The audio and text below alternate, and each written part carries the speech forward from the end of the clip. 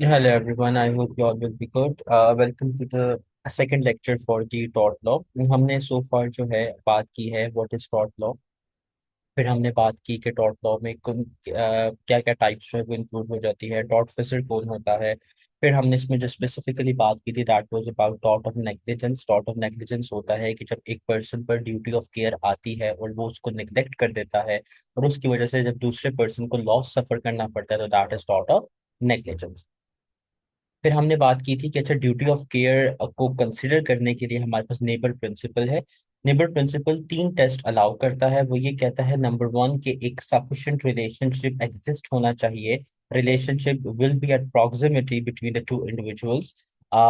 Secondly fair and just होना चाहिए to impose duty of care. And तीसरा damages were deemed to be reasonably foreseeable। अगर ये तीनों जो है टेस्ट सेटिस्फाई हो रहे हैं तो हमारे पास जो है नेबर प्रिंसिपल ये कहता है कि that case is will be claimed under tort of negligence. अब ये जो तीन टेस्ट है ना हमारे पास, लाइक पहला ये वाला टेस्ट है जिसकी दो हेडिंग्स मैंने लिख दी, देन सेकंड ये टेस्ट एंड थर्ड ये टेस्ट है।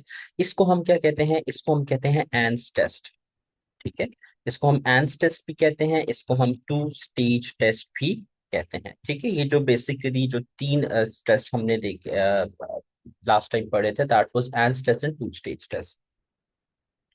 अब इसके बाद जो है आज हम जो स्पेसिफिकली बात करेंगे that is professional negligence. Professional negligence का क्या मतलब होता है? प्रोफेशनल नेग्लिजेंस बेसिकली कहते हैं कि जब एक पर्सन जो है स्पेशल रिलेशनशिप को ब्रीच करता है तो इसको कहते हैं प्रोफेशनल नेग्लिजेंस। ठीक है, मैं यहाँ लिख देता हूँ कि when a person breaches special रिले मैं इसको हाईलाइट भी कर देता हूँ, special relationship, then this is called, या simple, when a person breaches special relationship तो इसको हम क्या कहते हैं? इसको हम कहते हैं प्रोफेशनल नेग्लिजेंस। अब स्पेशल रिलेशनशिप क्या होता है तो हम इसको भी डिफाइन कर देते हैं।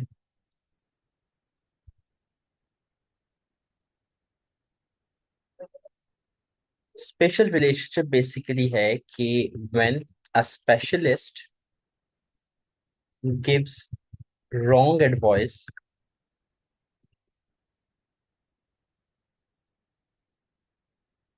intentionally, knowing this, that advice taker will rely on their advice।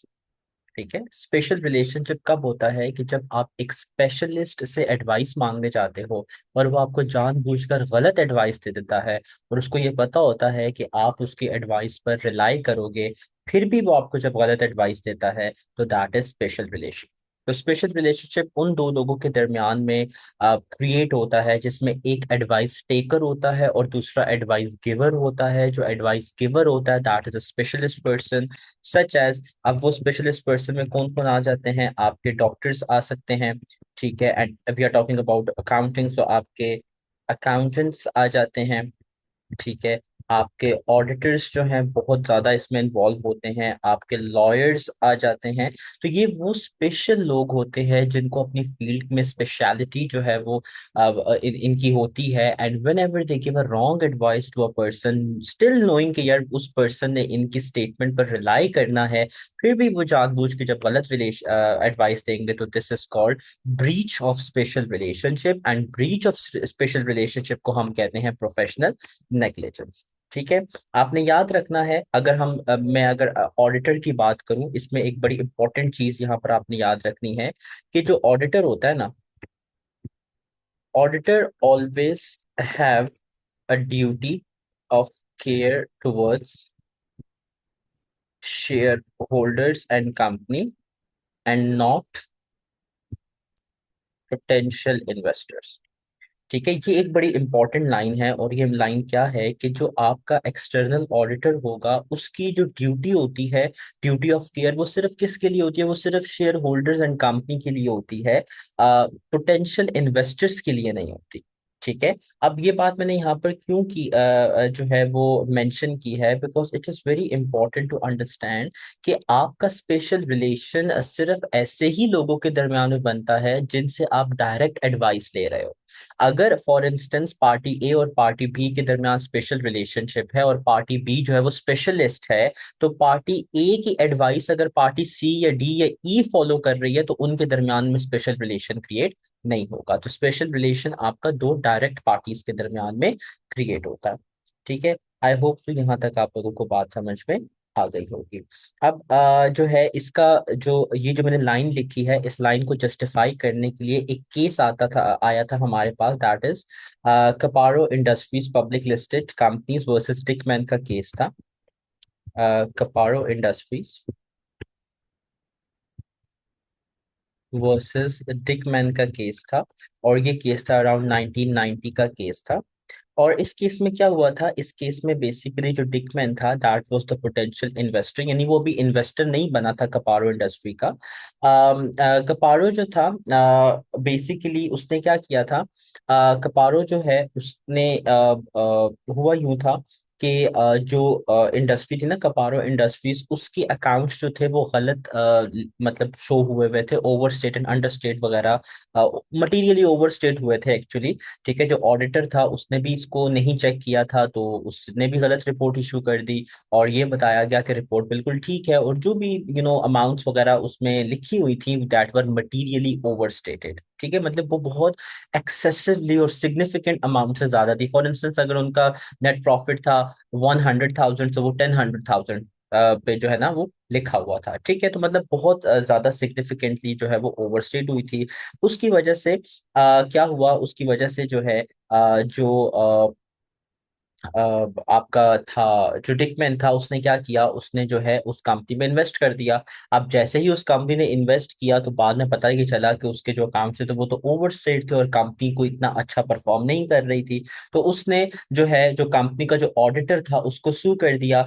लेकिन कोर्ट ने क्या बोला, कोर्ट ने ये बोला कि ऑडिटर की जो ड्यूटी है वो शेयर होल्डर और किसकी, कंपनी पर होती है। तो अगर कंपनी या शेयर होल्डर ऑडिटर को गलत ऑडिट रिपोर्ट के लिए सू करते हैं तो that is a valid case. एक पोटेंशियल इन्वेस्टर किसी भी ऑडिटर को सू इसलिए नहीं कर सकता कि भाई उसने गलत रिपोर्ट जो है वो इशू की है। क्यों? क्योंकि ऑडिटर की पोटेंशियल इन्वेस्टर पर कोई भी ड्यूटी नहीं आती। ठीक है। तो यहाँ पर क्योंकि अब there was no special relationship, तो इस वजह से ये केस जो है वो क्लोज कर दिया गया था। आई होप यहाँ तक बात समझ में आ गई होगी। इसी तरीके से एक और जो है हमारे पास केस था, and that case was basically, एक और केस है that is ADT versus BDO binder Hamelin. ये बेसिकली जो केस है 1995 का केस था, और इस केस में क्या हुआ था, जस्ट अ मिनट। अच्छा, इस केस में जो है बाइंडर हैमलिन जो थे वो दोनों जॉइंट ऑडिटर्स थे ब्रिटानिया सिक्योरिटी सिस्टम ग्रुप के। और 1989 में इन्होंने ऑडिट किया था, और जब इनका ऑडिट खत्म हो गया था तो एडीटी ने बेसिकली एक ना टेक ओवर बिड्स फाइल की ब्रिटानिया की। अब क्योंकि ब्रिटानिया का इन्होंने ऑडिट किया हुआ था और उस ऑडिट में बड़ा अच्छा अच्छा इन्होंने दिखाया हुआ था। ठीक है। और एडीटी जो थी वो एक और कंपनी थी, वो ब्रिटानिया को ओवरटेक करना चाह रही थी। तो एडीटी ने क्या किया, एडीटी ने कहा कि हम ना ब्रिटानिया के ऑडिटर से एक मीटिंग डिस्कस करते हैं, मीटिंग एक स्केजुअल करते हैं जिसमें हम ब्रिटानिया के बारे में उसके ऑडिटर से पूछेंगे। अब ऑब्वियसली वो क्यों पूछना चाह रहे थे, because being an auditor they were of the view कि ऑडिटर उनको सही जो है वो सजेशन देगा about the company and all that stuff, कि whether we should acquire the company और नॉट। उस तरीके की कंसल्टेंसी जो है वो लेना चाह रहे थे। अब हुआ ये कि जो ऑडिटर्स थे उन्होंने एडीटी को गाइड कर दिया कि भाई हाँ बहुत अच्छी कंपनी है Britannia and you can take over. लेकिन असल में हुआ क्या था, असल में जो ब्रिटानिया के अकाउंट्स थे वो नेग्लिजेंटली प्रिपेयर किए गए थे, और जो वैल्यू ऑफ द कंपनी थी वो बहुत ज्यादा ओवरस्टेट कर दी गई थी। हकीकत में कंपनी की वैल्यू उतनी नहीं थी, लेकिन इन ऑडिट रिपोर्ट या उनके जो अकाउंट्स उसमें बहुत ज्यादा ओवरस्टेट की हुई थी। अब यहाँ पर जो एडवाइजर कौन था, एडवाइजर था आपके बीडीओ के जो ऑडिटर्स थे, राइट। और एडवाइजरी कौन था? एडवाइजरी था एडीटी। तो बीडीओ ने जानते बूझते हुए कि उसके अकाउंट्स ओवरस्टेट हुए हुए हैं, तो यहाँ पर उन्होंने स्टिल उसको एक काम को करने का बोल दिया, एंड दे न्यू कि भाई वो बिड ले लेगा एडीटी। स्टिल उन्होंने इस चीज को डिस्क्लोज नहीं किया। तो यहाँ पर कोर्ट ने बोला कि यस, आपसे एक बंदा जो है डायरेक्टली एडवाइस लेने आया, आपने ये जानते हुए उसको गलत एडवाइस दी कि that person is going to rely on your advice, तो यहाँ पर स्पेशल रिलेशनशिप क्रिएट होता है। तो फिर एडीटी जो है इस केस में जो है वो there was a special relationship. तो एडीटी को जो है अराउंड 65 मिलियन पाउंड्स का जो है वो डैमेजेस में उन्होंने पे किया, इंटरेस्ट के साथ ऑब्वियसली। तो ये को इतनी बड़ी अमाउंट जो है वो पे करनी पड़े, 65 million pounds is a very big amount, right. तो जो बीडीओ के ऑडिटर्स थे उन्होंने उस एडीटी को ये अमाउंट पे की, बिकॉज उनकी गलती की वजह से, उनकी नेग्लिजेंस की वजह से एडीटी ने एक बहुत ही ओवरस्टेटेड बिड करके ब्रिटानिया को ऑक्यूपाई कर लिया, यानी ओवरटेक कर लिया, जबकि वो इतनी की थी नहीं। जब बाद में ये चीज डिस्क्लोज हुई लेटर ऑन, तो फिर कोर्ट ने भी अपहेल्ड इस चीज को किया कि भाई यस, आपसे एक बंदा, एक आप you being you know a specialist, आपसे एक बंदा डायरेक्टली एडवाइस मांगने आया, आपने उसको गलत एडवाइस दी जानते बूझते हुए, तो यस यहाँ पर स्पेशल रिलेशनशिप क्रिएट होता है, राइट। फिर इसके अलावा जो है एक और जो है और भी बहुत से इसमें केसेस है, बट आई गेस आप लोगों को समझ में आ गया होगा। मैंने एक केस में आपको समझाया कि भाई यहाँ पर नो स्पेशल रिलेशनशिप का केस था, no special relationship.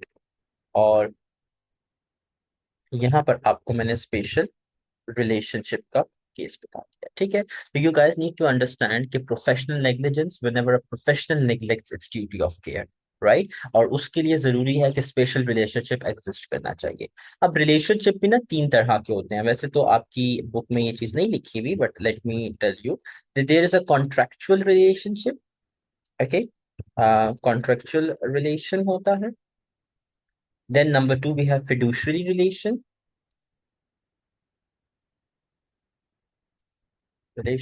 And third हमारे पास जो है ना वो स्पेशल रिलेशन होता है, ठीक है। Contractual relation, it's because of a contract, some kind of binding thing, right. ये हम कॉन्ट्रैक्ट लॉ में इसको डिस्कस करेंगे।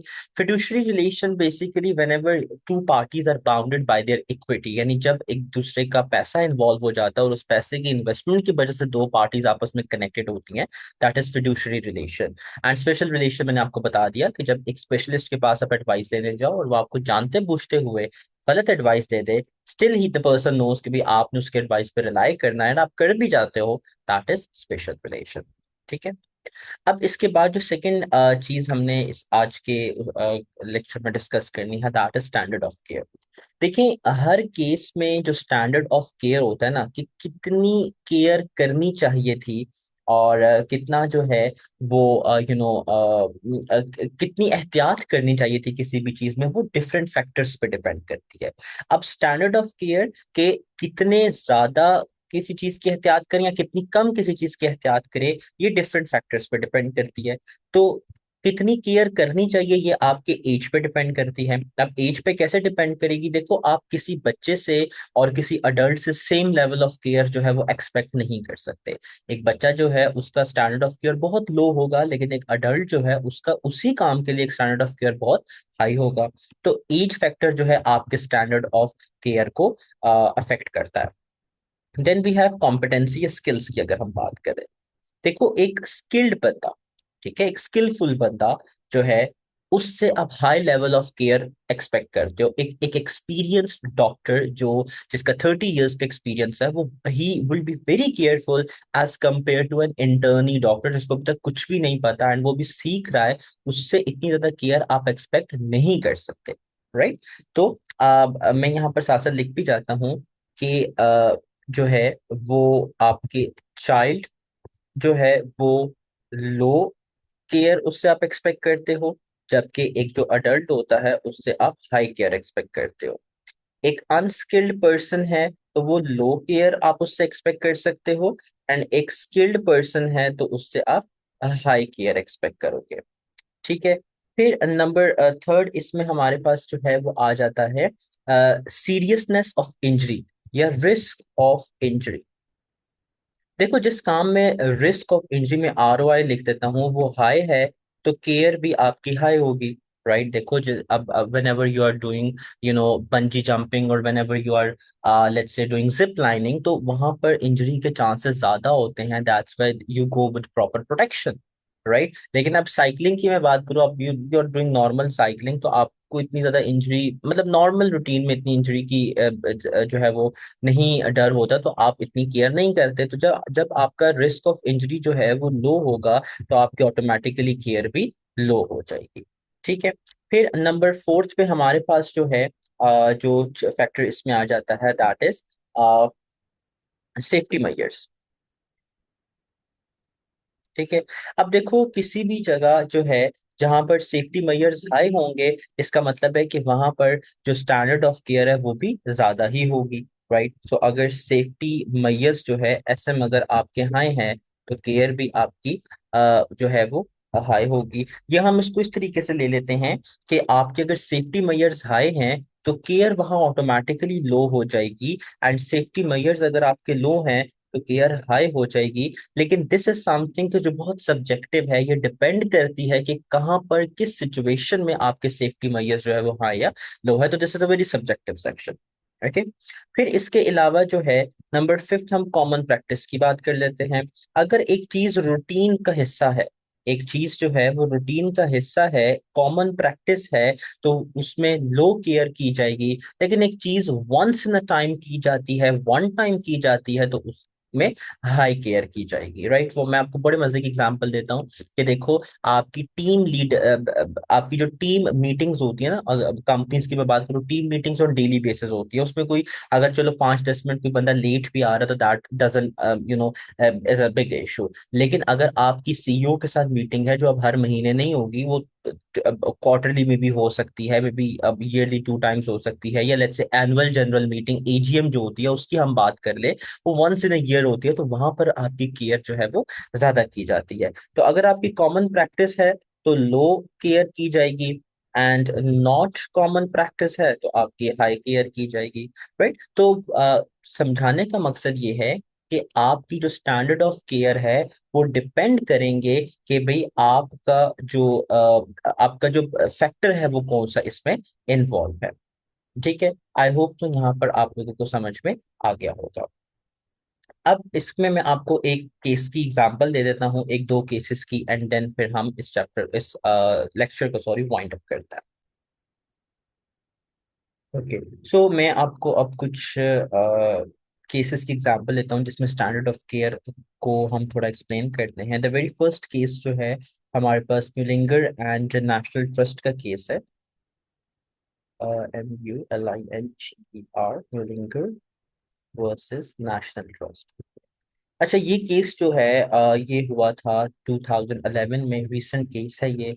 और इस केस में हुआ क्या था कि नेशनल ट्रस्ट जो था, नेशनल ट्रस्ट एक पार्क को ओन करता था, यानी एक पार्क था जो कि नेशनल ट्रस्ट वहां का चला रहा था, और उस पार्क को विजिट करने कुछ बच्चे गए।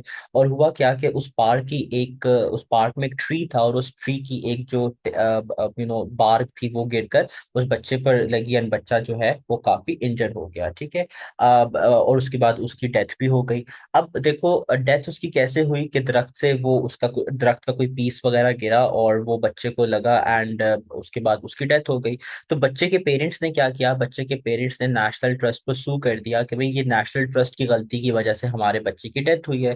तो जो कोर्ट था उसने ये स्टांस हेल्ड अप किया कि नेशनल ट्रस्ट ने जितने भी सेफ्टी मेजर्स थे वो प्रिकॉशंस लिए हुए थे, उन्होंने एवेल्युएट किया और देखा, तो ये पता चला कि नेशनल ट्रस्ट ने जितनी केयर हो सकती थी, जो जितनी उनकी ड्यूटी ऑफ केयर थी, उतनी वो duty of reasonable duty of care जो है उन्होंने की हुई थी। अब एक दरख्त का उसी वक्त गिरना जब वो बच्चा उस दरख्त के नीचे था, एंड उस बच्चे की डेथ हो जाना, this was something not in control of national trust, right. And plus national trust जो था किसी भी विजिटर की फैमिली के लिए लायबल नहीं है, वो लायबल है वहां के इंफ्रास्ट्रक्चर के लिए, राइट। तो फिर इस केस को डिसमिस कर दिया गया था। ये बताया गया था कि आपका जो नेशनल ट्रस्ट है उसने अपनी स्टैंडर्ड ऑफ ड्यूटी पूरी की थी, अब ही the trust was not liable for your children, ठीक है। तो यहाँ पर जो है स्टैंडर्ड ऑफ केयर पूरा था। तो मैं यहाँ लिख देता हूँ, यहाँ पर जो कंप्लीट स्टैंडर्ड ऑफ केयर यहाँ पर शो करवाया गया था। फिर एक और केस है जिसमें हमारे पास जो बेसिकली नेस्लशिप एंड वेस्टर्न का केस था। नेस्लशिप वर्सेस वेस्टर्न का केस था, एंड दिस इज 19, बड़ा पुराना केस है, 1971 का केस है ये। इस केस में क्या हुआ था कि आपका जो ड्राइवर है, एक लर्नर ड्राइवर था, और वो बड़ा ही रफ और बड़ा ही विदाउट केयर जो है वो ड्राइव कर रहा था, और उसकी वजह से एक एक्सीडेंट हो गया। अब कोर्ट ने स्ट्रेट फॉरवर्ड ये स्टांस हेल्ड किया कि भाई देखो, being a driver and specially being a learner driver, it is your duty to possess a standard of care और हाई स्टैंडर्ड ऑफ केयर। क्योंकि आप एक तो ड्राइवर हो, दूसरा आप लर्नर ड्राइवर हो, तो आपको बहुत ज्यादा एहतियात से चलना है, जो कि आप नहीं चल रहे थे। दिस मीन्स कि आप इस एक्सीडेंट के लिए लायबल हो। तो जो डिफेंडेंट था उसको प्रॉपर क्लेमेंट के लिए डैमेजेस पे करने पड़े। तो यहाँ पर जो है no standard of care show किया गया था। राइट। सो इस तरीके से आपके स्टैंडर्ड ऑफ केयर जो है वो वेरी करते हैं फ्रॉम केस टू केस। फिर इसके अलावा एक और जो है वो केस था, जो कि डॉर्चेस्टर फाइनेंस कंपनी और स्टेबिंग का था। तो मैं यहाँ लिख देता हूँ, it was Dorchester finance company versus stabbing.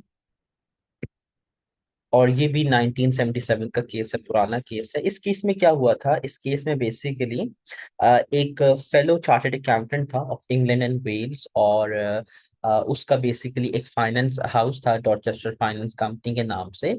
और वो बेसिकली जो है क्या करता होता था, उसका वो ये कंपनी थी, ठीक है। और उस कंपनी में जो नॉन एग्जीक्यूटिव डायरेक्टर्स थे, जो दोनों अकाउंटेंट्स थे। अब देखो, नॉन एग्जीक्यूटिव डायरेक्टर्स जो अकाउंटेंट है इन रियल टर्म, अव्वल तो आपके नॉन एग्जीक्यूटिव डायरेक्टर्स कंपनी के इंडिपेंडेंट होते हैं।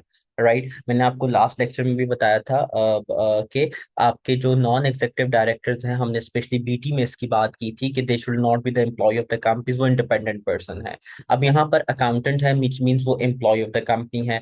और अकाउंटेंट के साथ साथ वो जूनियर लेवल अकाउंटेंट्स थे। राइट। सो हुआ क्या था कि वो जो अकाउंटेंट्स थे, वो नॉन एग्जीक्यूटिव डायरेक्टर्स थे, वो बेसिकली ब्लैंक चेक्स जो है वो साइन कर देते होते थे। और मतलब उनकी हैबिट थी कि वो ब्लैंक चेक साइन कर देते होते थे, तो कोई भी मतलब आके उनके पैसे वगैरह कंपनी से निकलवा सकता था। राइट। सो यहाँ पर फिर जब ये केस कोर्ट में गया, तो कोर्ट ने स्ट्रेट फॉरवर्ड ये बोला कि yes, the very first thing कि नॉन एग्जीक्यूटिव डायरेक्टर कंपनी से इंडिपेंडेंट होना चाहिए as per the corporate governance code. चलो आप नहीं फॉलो कर रहे हो, you are a private company, तो आप as a accountant and as a part of Institute of Chartered Accountants of England and Wales, ये आपका एक बेसिक स्टैंडर्ड ऑफ केयर यहाँ पर फॉलो होता है कि आप इस तरीके की नेग्लिजेंस नहीं कर सकते। तो यहाँ पर उनको जो है वो हेल्ड किया गया था अकाउंटेबल। ठीक है। तो यहाँ पर भी आपकी स्टैंडर्ड ऑफ केयर को फॉलो नहीं किया गया था। सो इन अ क्रक्स, स्टैंडर्ड ऑफ केयर क्या होता है, ये बेसिकली वो लेवल ऑफ केयर है जो एक बंदे से एक्सपेक्ट किया जाता है in different scenarios. Her scenario में स्टैंडर्ड ऑफ केयर जो है वो डिफरेंट होगा, डिपेंडिंग अपॉन कि यार किस बंदे से आप एक्सपेक्ट कर रहे हो।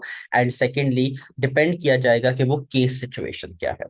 ठीक है। तो आई होप सो यहाँ तक आप लोगों को बात समझ में आ गई होगी। So for today we discuss professional negligence, special relationship, we I told you about contractual relation, fiduciary relation, और हमने स्पेसिफिकली बात की है स्टैंडर्ड ऑफ केयर की। So until next time, take care and have a good day. Bye.